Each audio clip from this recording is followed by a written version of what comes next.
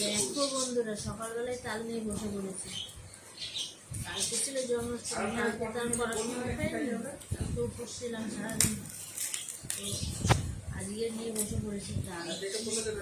চাটা খেয়ে ঘুম থেকে উঠে চা খাওয়া হয়ে গেছে, বৃষ্টির দিনে সকাল। ভাবছি যে আজকে করবো, দেখি কি হয়। আমার তো কালকে যাওয়ার প্রোগ্রাম নেই।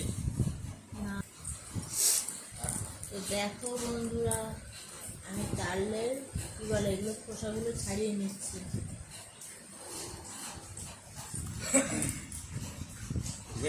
হ্যাঁ,